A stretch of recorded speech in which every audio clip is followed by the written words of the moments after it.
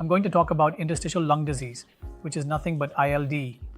As a pulmonologist, I do see many patients suffering from ILD who come to us at the very later stages of life, where the common symptoms are dry cough, which is persistent in those patients, or simple breathing difficulty.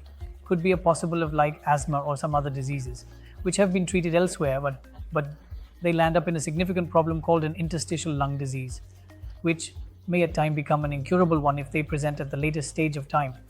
So the common patients who might develop ILD in the future are those who have a joint pain similar to the connective tissue disorder, who take rheumatological treatment. Those patients have high risk to develop a interstitial lung disease. And second variant are those who have chronic smokers. Heavy smokers do develop ILDs. And patient most likely, nowadays we're getting many patients who neither fall with smoker or rheumatology problem. They come under hypersensitivity pneumonitis, which is nothing but an allergic issue. This kind of hypersensitivity pneumonitis happens in patients who are exposed to pigeons, exposed to parrots, cockatoos, the exotic birds.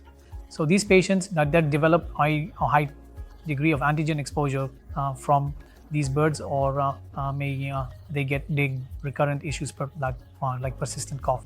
This recurrent antigen exposure causes lung damage. With all this condition, it can be identified with a simple high-resolution CT scan. We do have a lung function test, which gives an idea how the lung capacity is reduced in those patients. So once there's a proper imaging with a CT scan and lung capacity is identified, we can quantify the level of ILD. And definitely we should start treatment, because delaying treatment will lead to worse prognosis.